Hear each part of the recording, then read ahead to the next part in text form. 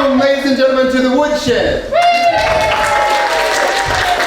been a long time in, coming and planning that we created and shaped this space, and really, Sam and Lizzie have, like, we walked in. Let me just rewind. I didn't know what I was going to say. Let me talk for a second. So, doing these summer camps at Woods, the Musical Madness camps at Woods, and where we build musicals in a week. There's a community of people that sort of evolved and started coming back and making these things happen. And it was a really, and they happen to also be related, most of them, cousins and kin. And we came and rehearsed once during COVID in this space before it was this fancy. I know you're like, fancy? This is not but it was exposed beams and shop equipment everywhere because it was just sort of a storage space and a working tool shed where Sam would make stuff. So man, it would really be a cool art space. There's this light booth built in up here. There's this really just neat open feel, and it had a really good vibe. And so, well, yeah, okay, we can make this happen. And so they drywalled it and insulated it and put in this amazing air conditioner, which is really chilly. Yeah, here's the air conditioner. And we this is our first foray into this space as an artistic space, and that's very exciting for Eric Davis and myself. Eric Madison. Eric has many last names over the time. And so Eric is the tech guy up there helping out with the tech stuff. Right there.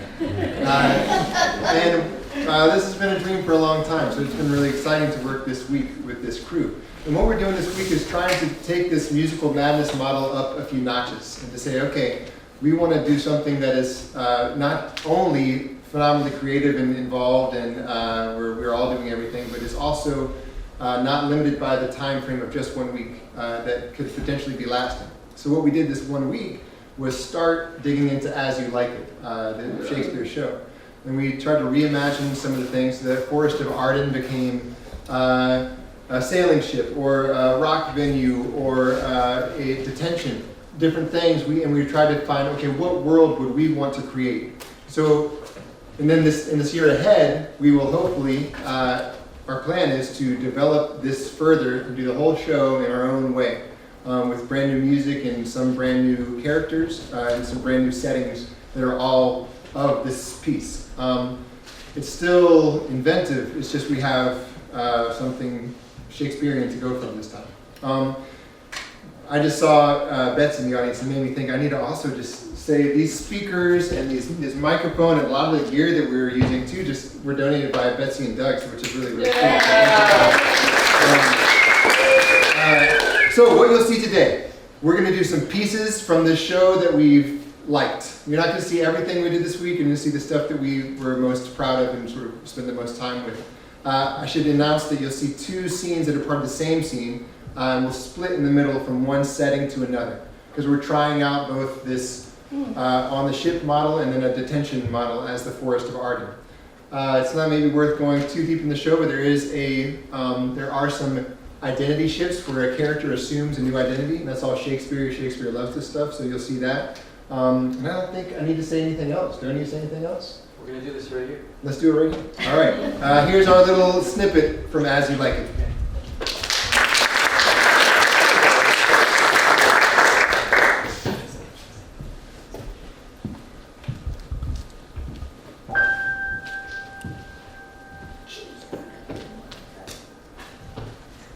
All the world's a stage, and all the men and women merely players.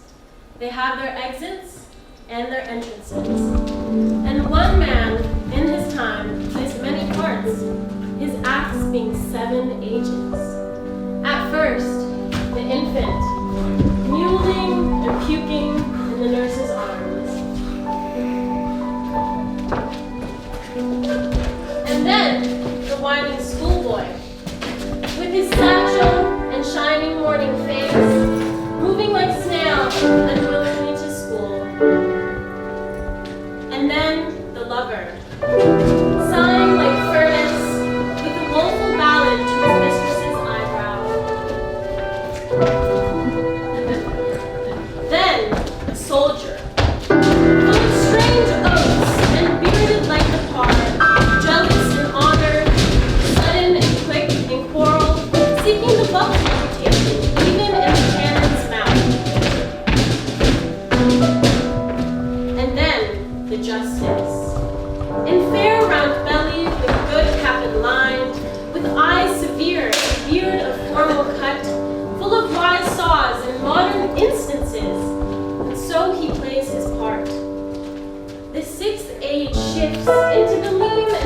pantaloon, with spectacles on nose, a pouch on side, his youthful pose well saved a world too wide for his shrunk shank, and his big manly voice, turning again towards childish treble, pipes and whistles in sound. Last scene of all that ends this strange eventful history is second childishness and mere oblivion. Sans teeth, Sans eyes, sans taste, Sans everything.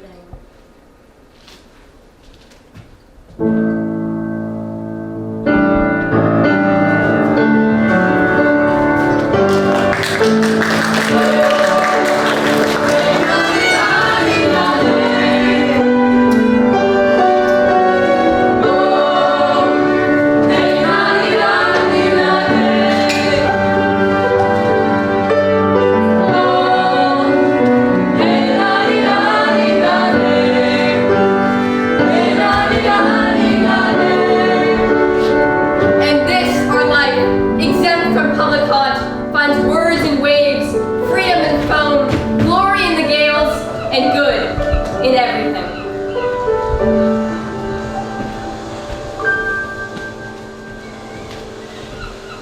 hang there my verse, in witness of my love. O Rosalind, these masks shall be my books, and in their wood my thoughts all character. Run, run, Orlando, and carve on every tree the fair, the chaste, and unexpressive she.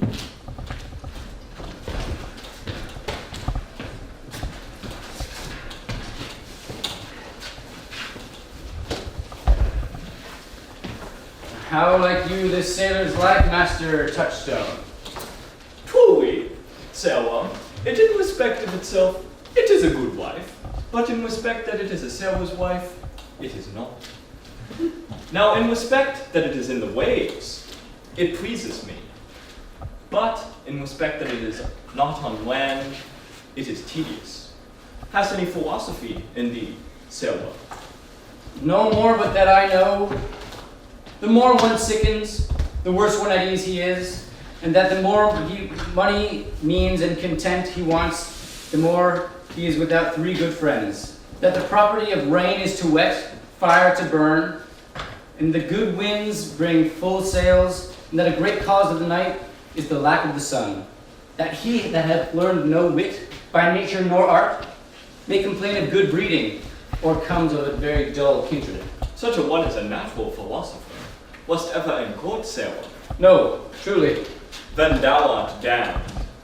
Nay, I hope. Truly thou art damned. For not being at court, your reason. Why, if thou never wast at court, thou never sawest good manners. If thou never sawest good manners, then thy manners are wicked.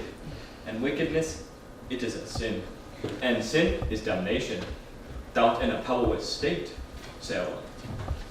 Not a whit, Touchstone. Those that are of good manners at the court are as ridiculous at sale as the behavior of sale is most mockable at court. Wilt thou west damn, God help thee, shallow man. Sir, I am a true laborer. I earn that I eat, get what I wear, owe no man hate, envy no man's happiness, glad of other men's good, content with my harm. And the greatest of my pride is to see my deck shine and the lines taut. Here comes young Master Ganymede, the brother of my new mistress. From the east to western eye, no jewel is like Rosaline. Her worth being mounted on the line, through all the world there's Rosaline. All the picture's fairest line cannot equal Rosaline. Let no face be kept in mind, but the fair of Rosaline. I'll wine you, so 8 years together.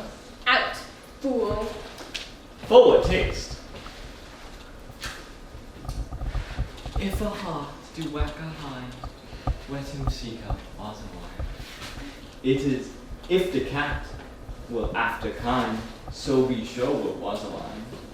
Winterward garments must be lined, so must slender Rosaline. Sweetest nut, half sourest rind, such a nut is Rosaline. This is a very false gallop of verses. Why do you infect yourself with them? Peace, you dull fool. I found them on the mass. Then will we? The mass must be wanting. Peace. Here comes my sister reading. Stand by. Why should this a desert be? For it is unpeopled? No. Tongues are hang on every tree, but upon the fairest boughs will I, Rosalind, write. In her heaven nature charged, that one body should be filled with all graces wide and large. Nature presently distilled, Helen's chief but not her heart, Cleopatra's majesty, Atalanta's better part, Sadduceus' modesty, thus Rosaline of many parts. By heavenly synod was devised, of many faces, eyes, and hearts, to have the touch's dearest prize. Heaven would that she these gifts should have, and I live to die her slave. Oh, what a tedious homily of love! How now? Back, friends. Sailor, go off a little. Go with him, Sir. Come, Sailor, let us make an honorable retreat. Didst thou hear these verses? Oh, yes! I heard them all, and more too, but some of them had in them more feet than the verses would bear. Know you who hath done this? Is it a man? And a chain you once wore about his neck. Changed you colour. A pretty who? Oh, wonderful, wonderful. And yet again wonderful. And after that, out of all the whipping. I prithee, tell me who it is quickly, and speak apace. I prithee, take the cork out of thy mouth, that I may drink that tidings. It is young Orlando that has stolen your heart and knocked the wrestler's heel in an instant. Orlando? Orlando! Alas the day! What shall I do with my Dublin hose? What did he when thou saw him? What said he? How looked he? Where went he? What makes he here? Did he ask for me? Answer me in one word! 'Tis a word too great for any mouth of this age's size. Oh, give me an audience, good madame. Proceed. There he lay, stretched along like a wounded knight. Though it be pity to see such a sight, it well becomes the realm. Cry hollow to thy tongue. I prithee, he was furnished like a hunter. Oh, ominous! He comes to kill my heart. I would sing my song without a burthen. Thou bringest me out of tune. Do you not know I'm a woman? When I think I must speak, sweet, say on.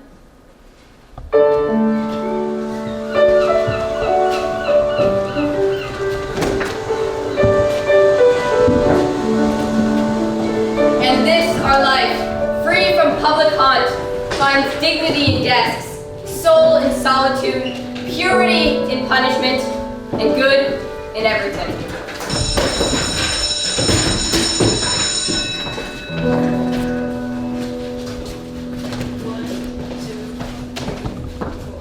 Under the fluorescent light, what flickers and turns to night? He carves his name upon his desk, only then he can rest. Come hither, come hither, come hither. Here shall he see no enemy, but silence and of leather. If you feel the man bringing you down, give him what for, you'll come around. Come hither, come hither, come hither. Here shall he see no enemy, but silence and tough leather.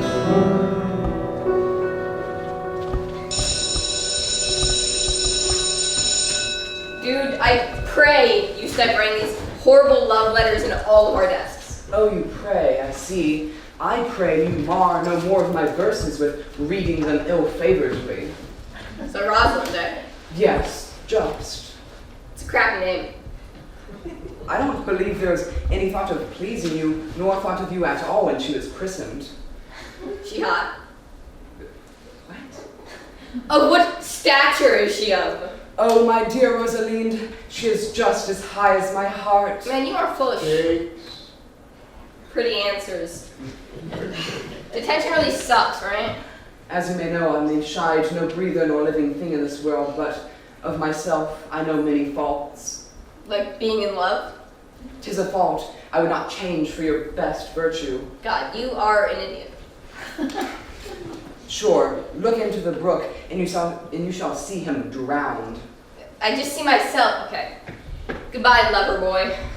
Adieu, good Monsieur Melancholy. I shall speak to him like a saucy lackey, in disguise as a man. Yeah. Hear that, boy? Very well, what would you? What time is it, bro? Do not ask me the exact hour. Instead, you should ask me time of day, as there is no clock here in detention room 262. Okay. Well, I'm just here with my sister. You know, the new teacher really doesn't like us. Oh my, are you native of this place? Your accent is something finer than could be purchased in any a dwelling removed. Yeah, I get that a lot, actually. My uncle, he's from Canada, so I spent a lot of time with him playing football. And he gave me a lot of advice on women, how to get girls. Thank God I'm not a woman, because they're a whole other thing. Oh my, what are these afflictions, these principal evils you speak of? Well, I can't tell you. You're not in love. But there is this guy here in detention. He is crazy. He's like scratching up the desk and everything, talking about some Rosaline, and if I could help him, I would. Oh, believe it is me that is so love shaken. Oh, well, you have none of my uncle's marks on you, so how do I know you're for real? I'm so for real. What are these marks you speak of? Well, your sunken eyes, you don't look tired or anything, and you're not very skinny, you're not dirty, you look like you take care of yourself. Fair youth, I could make thee believe I love. Okay, so you're for real, and it really is you that scratches on the desk. I swear to thee, youth, I am that he, that unfortunate he. Okay, so you love her? You love her? Indeed, beyond rhyme and reason. So you really love her as much as your rhymes say? Yes, it's true. Okay, well, let me tell you, love is madness. It makes you go crazy. It does things to people. It puts them in a very dark place, and from what I can see, you're getting there. So fear not, because I can help you. So I can cure you. Just tell me what's going on. This method seems very unreliable. Did you ever cure any this way? Yes, I did. I did. There was this one guy, and I basically told him to fall in love with me. You know, I was kind of a crazy, but don't worry, I was very emotional. You know, I would make them think, you know, you need me, you know, and crazy things like that. You hate me, but you love me, you really do. And make him just go crazy. I told him to just think I was his girl, pretend I was his girl, treat me like I was his chick, you know? And, well, after all that, he stopped loving me, and he was cured, so. Well, you must be able to tell I would not be cured, pretty youth. No, I will cure you if you just call me Rosalind, and come to my crib every day and boom. But now, by the faith of my love, I will. Tell me where it is. Well, if you come with me, I'll show you. Will you come? With all of my heart, fair youth. No. Rosalind. I see, of course. Yes.